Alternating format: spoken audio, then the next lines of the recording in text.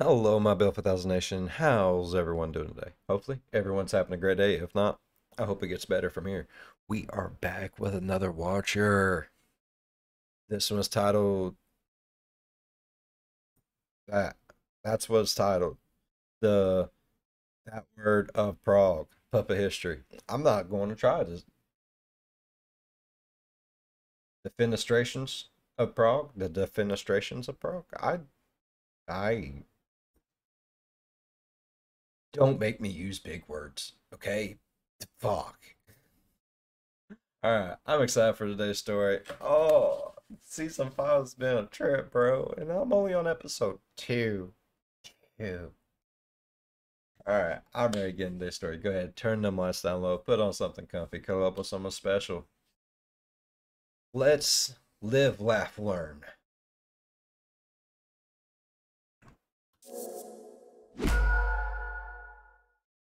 Welcome one and all to Puppet History! Today we're taking an ever-winding look at yet another chapter in the heavy book we call History, while our guests ruthlessly compete for the coveted title of History Master. That dude seemed way too excited. Oh shit, I need to do this too. Man, where's my brain today? There we is. It was like that the whole time. I'm your beloved host, the Professor! Thank you! Ryan Bergara, are you ready? Just my life now again, huh? This is it? We're back? Why is there chains on the box now? Don't worry about the box. The chains weren't there last week, Don't though. touch the box. I'm just gonna see what the chain just... I just want Don't touch the box! Stay away from the box! Sit down! Jesus. Special guest Brian David What the Gilbert, fuck? are you ready? I am here to win. Ho-ho! Then let's crack in!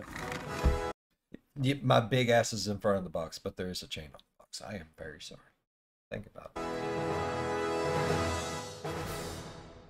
Well, to begin, is your hometown known for anything in particular? Chicago has its deep dish pizza and beautiful bean. Paris is the city of lights and litter. And New York has its people who love to tweet. What about where you grew up? I grew up just outside Baltimore, which is mostly known for crabs and celebrities who are a bit off kilter. Okay. Let's see, I guess we're known for the best Asian food this side of the Mississippi, perhaps best Asian food in the United States. We also have that funny racetrack where they filmed the motion picture Seabiscuit with Tobey Maguire. Is that the one where all the horses die all the time? I think that's the place where all the horses die. Yeah. All right, well, moving along. Well, our story is about a European city, Prague, which is known for all kinds of things. It's the mother of cities, according to Wikipedia, but today we're focusing on one particularly interesting tradition. Brace yourselves, we're talking about the Defenestrations of Prague. Cool. Ah, fabulous Prague, the capital of the Czech Republic and What the hell is a defenestration, though? one of the cultural centers of Europe. Established more than 1,000 years ago, the one-time home of Wolfgang Amadeus Mozart is known for its stunning architecture, world-class museums, and Central Europe's oldest university, Charles University. Sort of a boring name for a university. It sounds like it's old, though. You know, were you a student there? I got my master's there. What was the master's in? Just was sort of being Douchebag? What? Do they give masters in that? I mean, you'd have to ask him. He has all the accreditation in that satchel. I guess I am kind of a D-bag. Now, to begin, a modern mystery. In the wake of World War II, Czechoslovakia fell to a communist coup d'etat on February 25th, 1948. Oh, no. At the request of the now former president, Foreign Minister Jan Masaryk chose Oh, and I was told by a viewer that on the last episode, I really need to go back and watch it again and look at the computer while Ryan is on it because there's a lot of Easter eggs in there. And thank you, my friend. I will be doing that. I haven't done it yet. I promise I'm going to do that. to stick around, a bid to keep a drop of order under the violent new regime. 3 weeks later, on the morning of March 10th, Masaryk's body was discovered in the street outside his second-floor service apartment, dressed only in his bathrobe. He wasn't napping, right? He was dead. he was dead. Okay. The new communist regime ruled it a suicide, but everyone suspected foul play, with forensics experts as recently as 2004 indicating the probability of murder. The one thing damn. everyone can agree on, Jan Masaryk had been defenestrated. Oh, before we go any further, and since it's the whole topic today, please define defenestration. I was just about to ask you, do you know what that means? I'm going to take a guess. He was defenestrated. So I'm going to say he was ripped from power, or maybe. I don't know. I don't know what the fuck defenestrate. It sounds like he had a lack of flowers for some reason, or ferns. He had a lack of ferns. That's what it sounds like to me. But the way he said, I'm going to say like his power was ripped away from him because he was murdered or killed, or like he lost his control of whatever, or his ability to do anything because he's dead. Yes. Looks like I'm gonna get this one wrong. Oh boy. Big smart guys. Are you locked in? I guess. Brian, what do you got? Kind of like defiled, like they killed him and then they defiled his body. I have no idea. Okay. And Brian? Merriam-Webster's defines it as yeet out the window. Eat out the window! A jelly bean for Brian! Oh man. Yes, defenestration is literally the act of chucking a person out.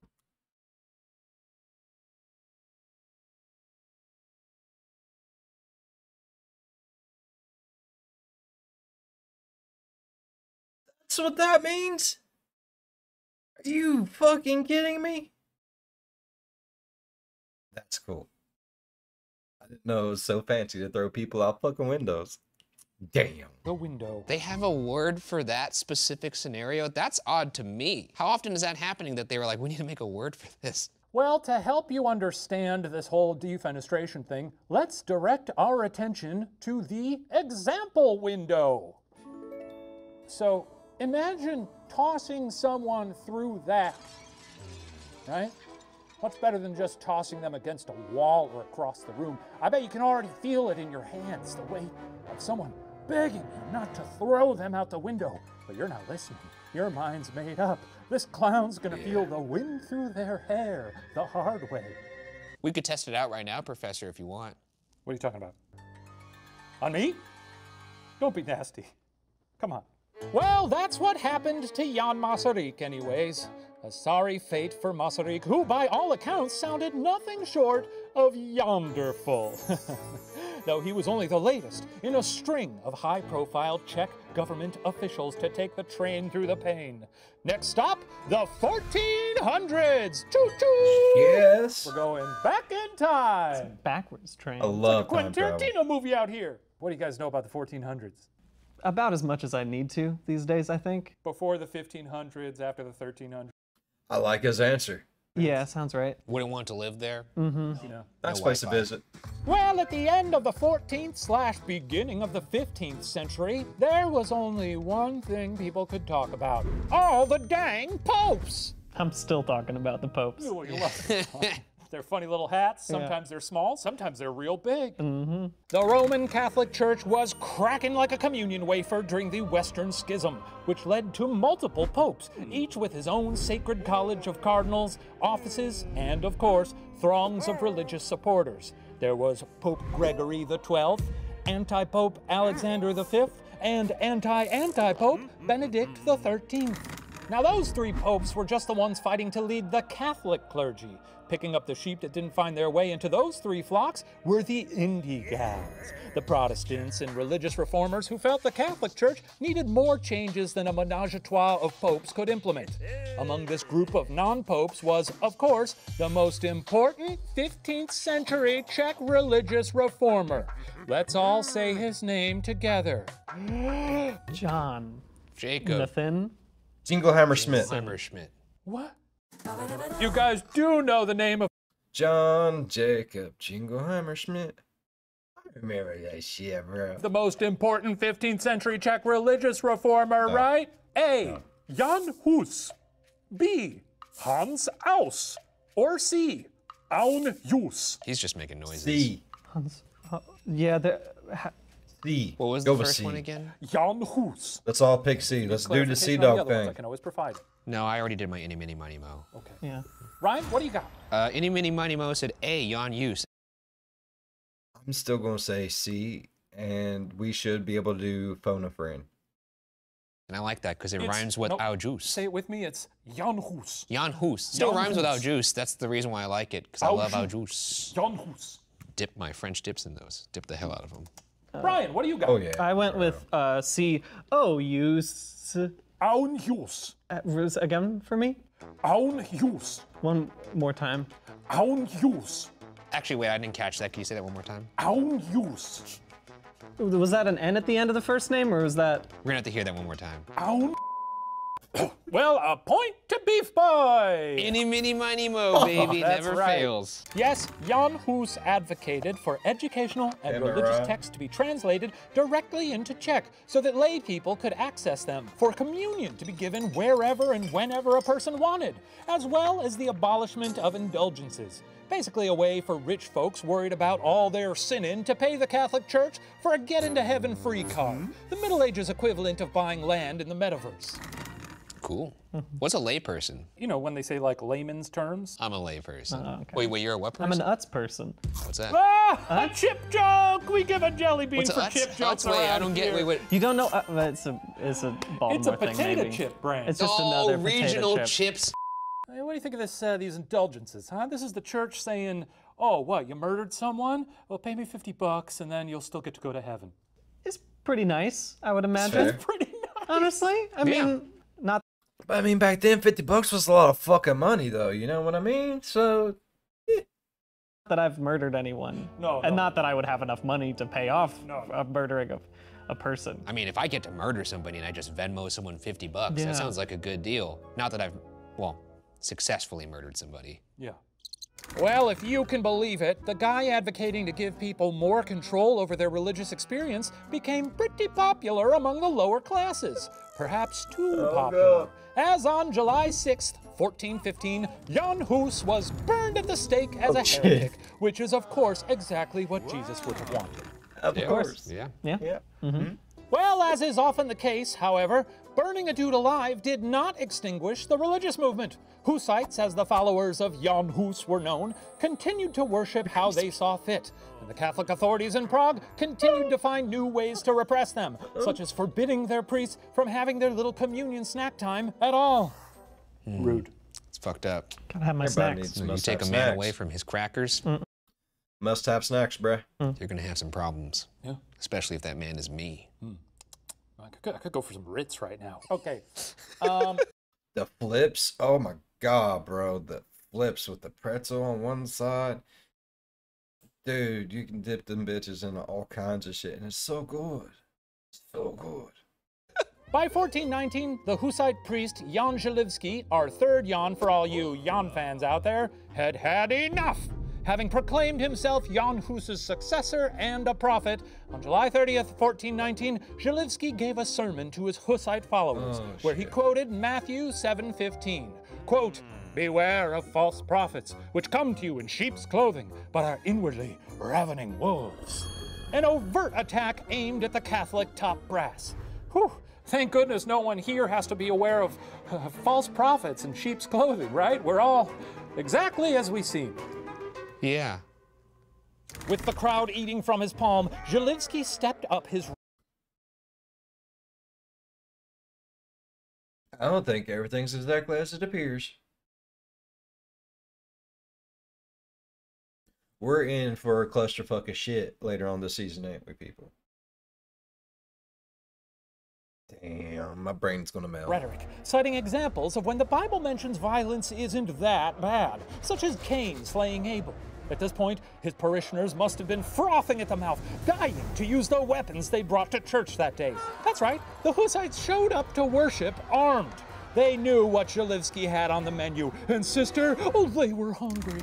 Zalewski ended his sermon and led his armed, delirious congregation through the streets to storm City Hall. Now try to imagine this, if you can. A bunch of radicalized, easily hoodwinked morons with absolutely nothing going on, listening to an insane person they love talk about violence and how unfair they've been treated. And then that group marches on the seat of government to conduct violence. Isn't that crazy? That's totally nuts, right?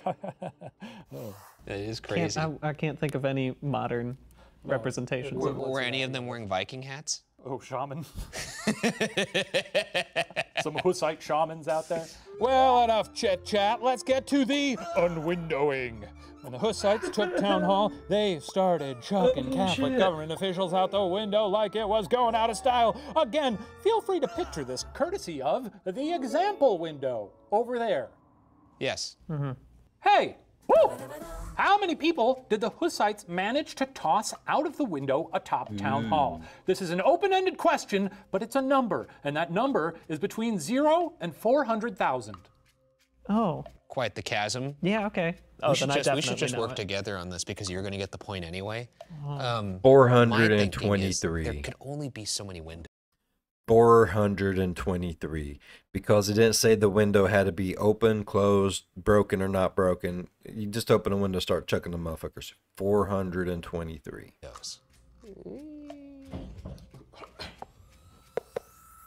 Are we locked in? Locked in. Ryan. I went with 300 just because I remember in that movie. In the movie 300? The movie 300? The movie 300, he kicked that guy down the well, and I imagine that's what they did with these people. Yeah, it wasn't a well, it was a kicking pit. His leg day pit. Not enough kicking pits these days. No, if There's there were not. kicking pits in every city, people would behave. It Yeah, was. that's true. That's why you should make me president. Brian, what do you got? Just a slightly smaller number of 36. 36. Well, let's find out via the magic of theater. Are we going to be seeing people get thrown out of a 423 window people. right now? God, I hope so. Yes, come along, disciples. What backs through yonder window shall we break? Oh, hello, Jan. I've got the Burgomaster, ready to fly. The Burgomaster, that's the town's comptroller? Well, he's basically the mayor. The mayor, yes, I knew that. Huck him on through. You got it, boss. Who's next? I also have a city councilman. Well, that last guy already got one of them, but the more the merrier. Okie dokie. Good. Hey, boss, I got another one of these guys. We got a whole bunch back there. I don't know, like maybe 7? I don't know. I take it back. I would like to see 300 of these. I want to see Let's him go do this for it. 300 times. Yeah. No, I don't know. Why, I haven't already checked him out the window. See ya. Okay, fuck this guy. Something very funny about a powdered wig going headfirst through a window. Yes. Oh, okay. Okay. Point to Brian, as he was the closest. Well, there were about 10 people tossed out. Damn. Not about, there were 10 people. Exactly. 10 people tossed out the window. So I was a little off. Just a little. Just A little slightly. bit. A little off. But I like your ambition there. 300 Just to send a message, you know. Okay, moving along. Horse noises, horse noises. Oh, hey there. We're in the middle of a show here. Wait, oh, hang on a sec, aren't you? Yes, I'm Dorothy Ruth, the horse wife of Stanley Melvin Murphy, the horse who was drowned in boiling molasses back in season 3. Absolute banger of an episode, except for the part where it resulted in the untimely death of the love of my life. Oh, hey, what are you doing here? Oh, right. Well, I'm just clopping in real quick to thank Scentbird for sponsoring today's episode. Oh, hell yeah. Tell us more. Scentbird is a fragrance subscription service that allows you to browse over 600 delicious brands and receive a 30-day supply of a new fragrance every month. You've been jonesing for some fancy sniffs but don't want to buy a whole bottle? Well, your aromatic dreams are about to come true. Oh, that sounds nice and all, but I don't know nothing about smells. I only know about history. Don't worry, Professor. Just take a stab at Scentbird's fragrance recommendation quiz, and they'll set you on the right track. Let me give you a rundown. There's Versace Dylan, Pour Homme. Or how about Dolce & Gabbana, the one for men, for all you big old studs. Oh, cool. Or get your fuzzy ass blasted with Tiziana Terenzi, Cassiopeia. You want more? Kinda, yeah, you're really into this. Buckle your belt because I've saved the lustiest for last. damn. Heretic Parfums, Florgasm. Exactly what you'd imagine if a flower came to orgasm. This is in the official product description, by the way. It starts with a spark of pleasure, an animalistic musk that lingers on the skin with rich, leathery undertones. Oh, I didn't expect this to get so erotic. Make sure to click the link below for 55% off your first month at Scentbird. That's only about $8 for your first month. And I also have exciting news. Scentbird is now available in Canada. Can't wait to smell good and maybe orgasm.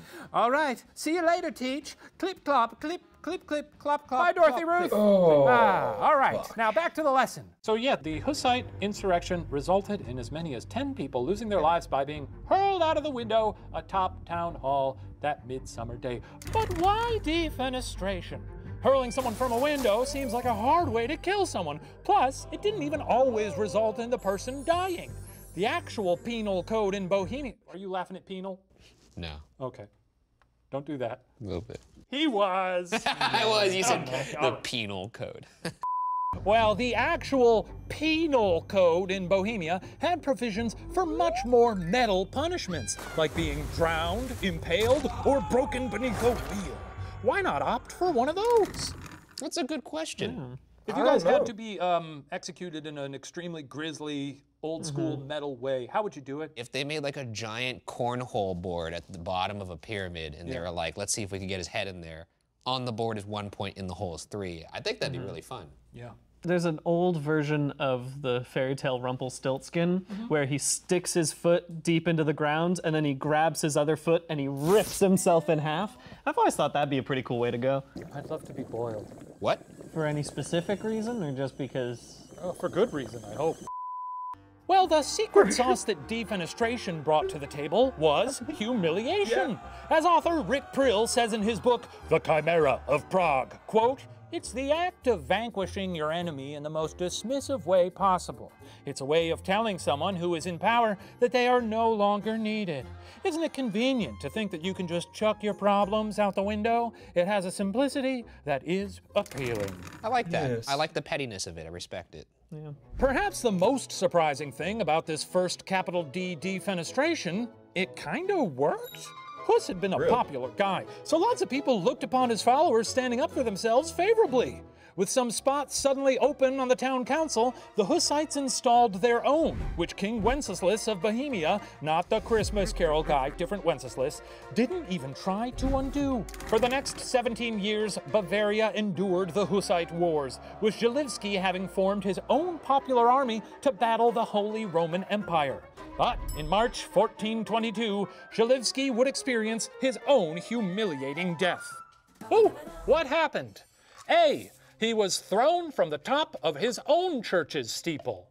B, he was decapitated, his head displayed on a pile of horse shit. Ooh. Well, he liked that one. I like that one. That's Or good. C, that one. he was fed to lions, specifically baptized into the Catholic faith.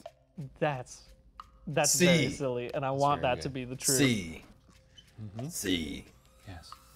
Please. Ryan, what do you got? I'm a B poop pile. It just is funny. It made me laugh. You like that? It did. Yeah, I went with C, Catholic Lion Brunch. Okay. Yeah, that also sounds good. Well, the jelly bean goes to Ryan.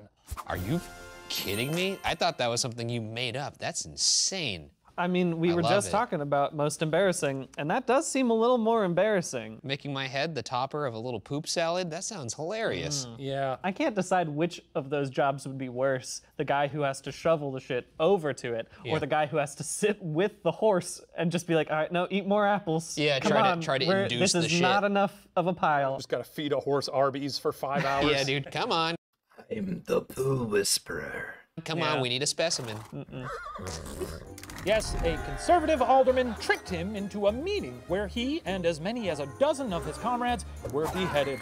Zalewski's head is said to have then been displayed on a heap of manure in the town square. The Hussite Wars would rage for another 14 years. he made his own army, but it seems like his army was only good at one specific type of violence, which was throwing people out of windows. Maybe, yeah. They were And like, so- we can't fight you out here. We got to go to the library. Yeah. We've climbed a lot of stairs in preparation for this. We've got great calves. Also, it probably brought commerce to the city. People want to go see the poop head. Saw it. Now let's go get some like a baguette or something in town. Yeah. Maybe shop a little bit. Sure. Yeah. Stop by the Crate and Barrel, see Yeah. a decapitated head on a pile of poop. Wow, it really is there. Well, the next big defenestration Costco. was in 1483, and once again, it was the Hussites tossing the king's men out a window in response to religious repression. In this case, it may have been the victims were killed in a coup and then tossed out the window, but since the act is primarily symbolic anyway, it still counts, though barely. Since this defenestration didn't start a war like the last one did, and the next one will, spoiler, many scholars barely count it. That's how into defenestration Prague was. The mayor could be tossed out a window, and it could barely merit a mention, because it wasn't as cool as the other times that happened. Defenestration is kind of like a cover of your favorite song. If you're not doing something original with it, why even bother? Yeah, it's getting a little stale at this point. Need something to spice it up. Yeah. Also, do you think it felt really bad for the person who like killed the dude before the defenestration happened? Because I'm sure that was like a boss scenario of being like, no, you weren't supposed to kill him now. He just got You have carried to- away. Oh, you ruined the whole thing. Can you like do a little weekend at Bernie's before we go and do that? Like, oh, I'm doing fine, and then chuck him out the window. That's before. true. It's poorly executed. That's why we're not spending any time on it, because frankly, lazy. Yeah. you killed them, but did it tell a story? Right. No. Now, one riff that was a bit more memorable was the Defenestration of Prague in 1618. Well, by the 1600s, complaints about the Catholic Church had only grown, and what had been a small case of the heresies with the Hussites was now a full-blown Protestant Reformation. No longer just a collection of fringe groups, the equally attractive non-Catholic beliefs had swept through most of Europe, no longer something a pope could expect to burn away at the stake. Do you think people were turned off from the church because of all the throwing people through windows for the past 200 years? If anything, they're like, okay, burning people, old news. These folks, they got their heads on straight. They got that hot new sound. Yeah, they got that hot new sound they're looking for. I like what I see in the brochure here. Where do I sign up? With the Catholic Church's relatively diminished power, the Protestants of Bohemia finally no longer felt burdened by Catholic corruption in their government. The pesky thing about corruption, however, is that it's never ever too far from power. Ferdinand II, the Catholic Habsburg king and emperor, began to throw his weight around in areas with a lot of Protestant residents, areas like Prague. The Protestant Bohemian aristocracy, in turn, tried to find a way to usurp the Habsburg king and replace him with a Protestant king instead. This, upset the king, who, in 1618, decreed all Protestant churches in the, quote, Catholic crown lands in Bohemia were to be destroyed. Damn. These churches, settle down. Take a seat, you know? I mean, I guess there's nothing else on the TV, so Yeah. it's stuck on this channel. Might as well enjoy it. Obviously upset, on May 23rd, 1618, the Protestant Bohemian nobles marched on Prague's castle, seized the Holy Roman Emperor's representatives, and held a mock trial where 3 men were, surprise, surprise, found guilty. The convicts, 2 imperial regents, Willem Slavata of Chlum and Václav Božita of Martinice, and their secretary, Philippe Fabricius, were apparently surprised when they were not arrested and taken to jail, but instead led to one of the council chamber's 3rd-story windows and asked for their hats. Rude shit. What a rude awakening to be in that trial, and they're like, oh, we're not going to bring you to jail. We're going. Go straight to the window. I like this. Fuck jail, bro. Take him to the window. Upstairs. It's like, oh, phew. Yeah. Upstairs. I know what's upstairs. It's a nice, beautiful, like, lounge area. Have a couple drinks with the bros. Such a stunning view from up there. Yeah, bad time. Very rude to take the hats, too. I mean, Yeah. Well, no point in ruining a good hat. I mean, imagine someone just leading you across this room to that example window over there, taking your hat, and then just chucking you out of it like a football. They knew it was going to happen, though. Like, when they said, please remove your hats, it wasn't like they were thinking, like, what, someone singing the national anthem? They knew they were about to get thrown out of a window. I'd protest. I'd be like, No, I want to keep my hat. If you keep the hat on, maybe they won't do it. That's the trick, is if you didn't say, oh, here, you can have my hat, then they're like, you figured out my riddle. You got my riddle. You get to stick around. You're the first person to say that. You live. Well, the first to cross the sill, a euphemism I... Wouldn't that be fucked up if that was really actually the case? All right, take off your hats. No. What do we do? We've never had this situation. We just send him home, I guess. And wait for him to take the hat off, and then we just throw him out whatever windows is close by. Like, I don't know. coined just this moment was Borgita. As soon as he realized where he was headed, he started praying and called out, Jesus Maria, as he fell. In response, one of the defenestrators replied, We'll soon see whether his Mary helps him out. He didn't laugh like that, but... That's the best 80s action line I've heard pre-1980s. That's fantastic. Well, it turns out Mary maybe did help him out. In fact, Borgita, Slavata, and Fabricius all survived their fall. But then they took them back upstairs and just did it again, right? I don't know. Hey, how did they survive their fall? A, their billowy clothes created enough drag to slow their descent. B, what the Protestants thought was a third-story window was actually just a mezzanine. Or C, they fell into a pile of horse shit. C. C. Yeah. C. Are we locked in? Yep. Okay, Ryan, what do you got? Yeah, I'm gonna go B for blunder. Yeah. For blunder? Yeah, I'm Hopefully. also doing B, the mezzanine mistake. Oh, my B-boys! Got my B-boys out there. Buzz, buzz, buzz, basketball. I can't remember what this joke is. Okay, we're gonna find out via the magic of theater. I'll see you guys in a bit. But it's very funny to imagine them being like, did we walk up one flight of stairs? Yeah. Ah! I'm falling! I am currently falling! Ah, I too am currently falling. Oh, Slavata, is that you? Margita! Of course it's me. I see you've crossed the sill as well. Cross the sill. That's a great euphemism. Thank you. But we have only to fall 30 cubits. Shouldn't we have landed by now? Yes, it seems like we're taking some liberties here for the majesty of theater. That's true. You know, I really can't believe this is it. Oh, don't give up hope. Perhaps angels will slow our fall. A sploosh! I'm alive. Huh, me too. What did I tell you? The angels slowed our fall. No, do you smell something? Oh, did we land in? Yeah, we landed in horse shit. Well, at least we're alive. Let's go tell King Ferdinand. Oh, he's gonna be so mad. Maybe we should go with that angel story, though. The horse shit is kind of embarrassing. I agree. Now I understand why they beheaded the dude before putting it in the horseshit pile, because of the miraculous properties of horseshit. And honestly, this is what happens when you cut corners. Oh, points to neither of you. Did you purposely deliver that constipated? No, that's funny, sure. Some think the angle of the hill where they fell also helped, or that their clothes helped cushion their fall. But we know what happened. They fell into a big old pile of dookie. How big was this pile of shit? Seems like they had a lot of piles of shit around. Yeah, it's impressive. I'm just picturing like a Jurassic Park style pile of shit. Yeah. Sure. Not the worst thing to... Well, maybe they will just pile it up into areas out the way so people wouldn't be walking it, and they fell into like one of the shit piles.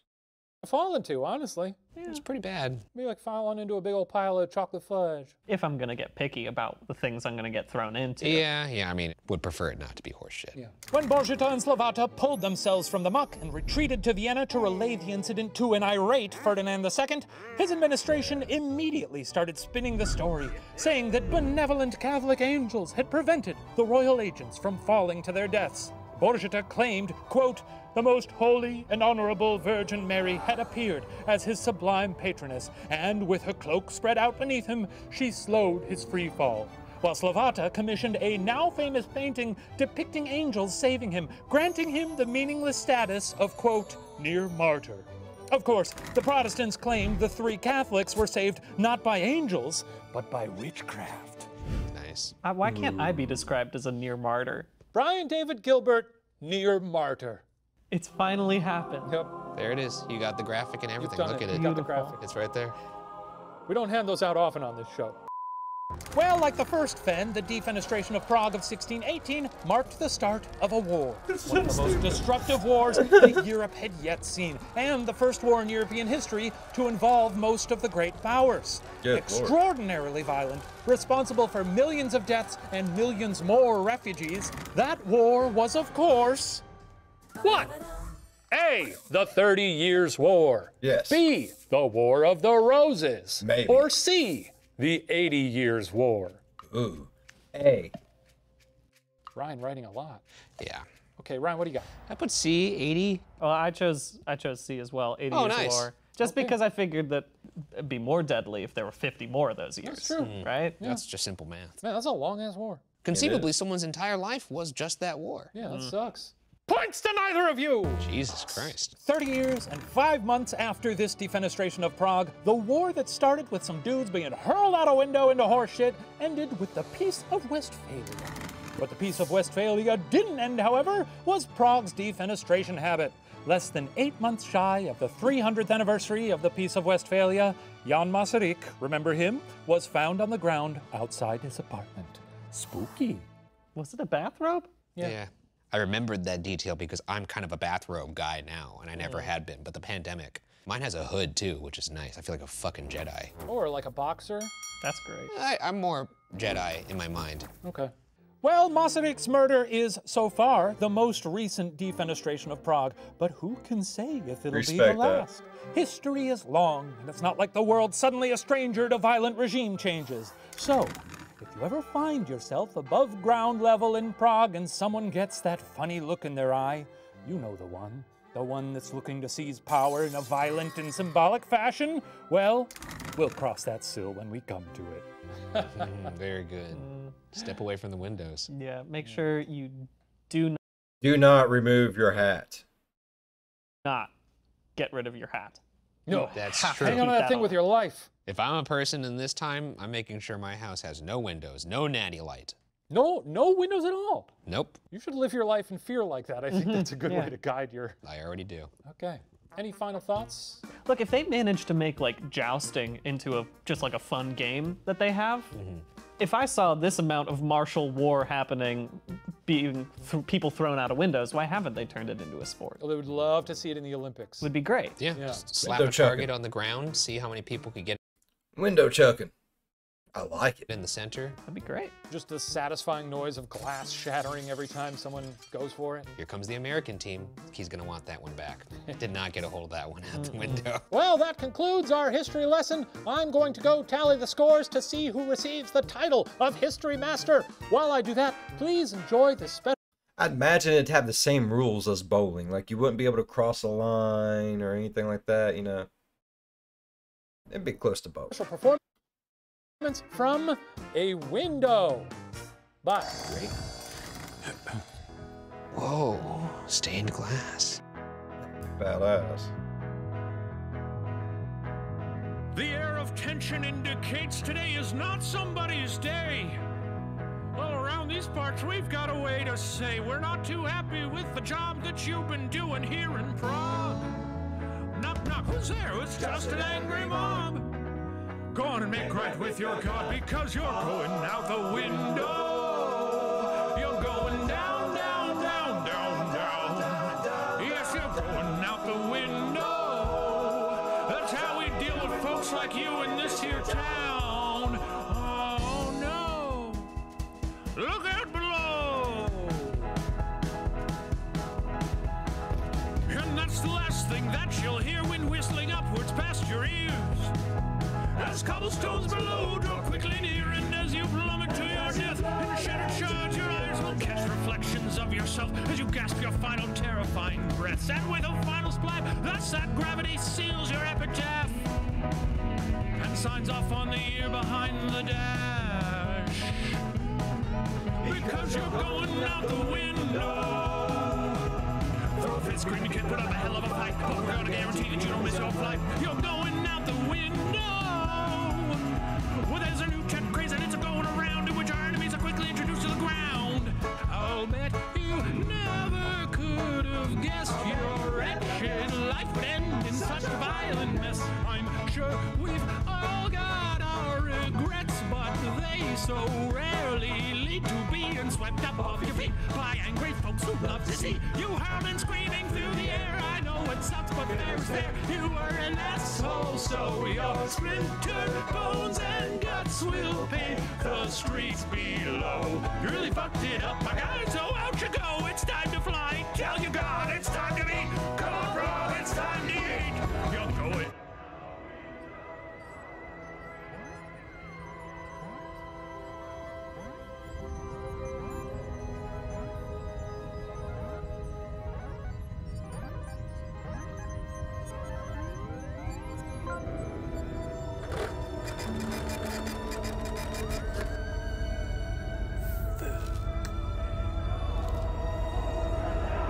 Folks like you in this here town.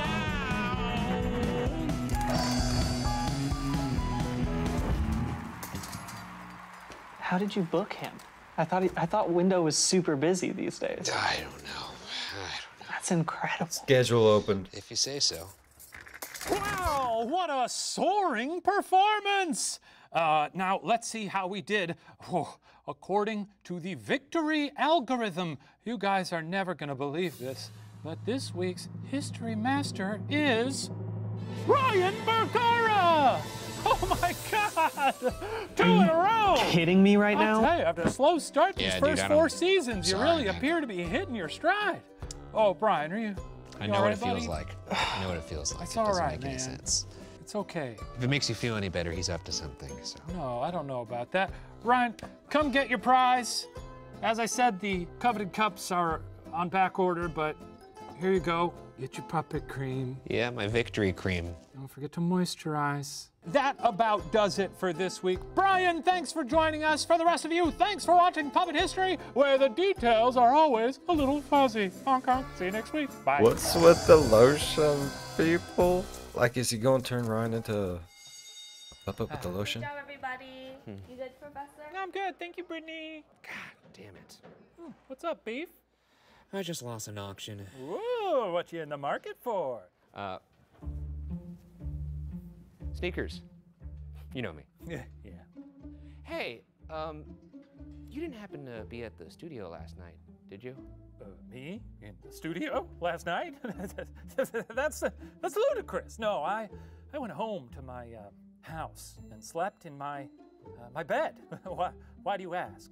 No, there was just some scuttling in the studio, some scuttling in the night. Rats. What? It was probably rats. The Watcher studio is full of them. Yeah, it seems like there's a lot of that nowadays. Well, you need to ride home? No, I actually am gonna stick around tonight. I've got some work to do. Evil work? You said that pretty evil. No, normal work. Well, I'm off for the weekend then. Have a good one. You too.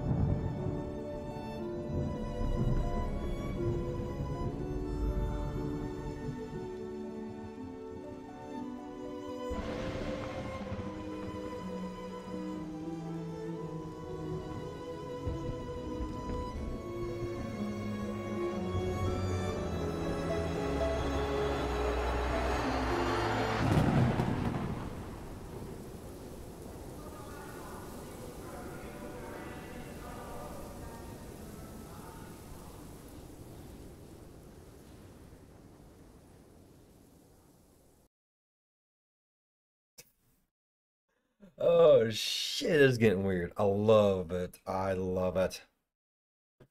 Let's get weird. Oh, I really enjoyed today's story. If y'all enjoyed today's story as much as I did, please go down there, leave a thumbs up. It really helps the channel grow. If you're a fan of the spooky, scary, strange, deranged things that just make you laugh, learn, cry, You know, a little bit of everything. Think about subscribing. I don't know what the hell's going on with puppet history, but I'm excited. As always, be good to one another. I'll see you in the next one. Bye bye. Oh, I can't wait to see where it's all going, bro. Like, I love this shit. The lore.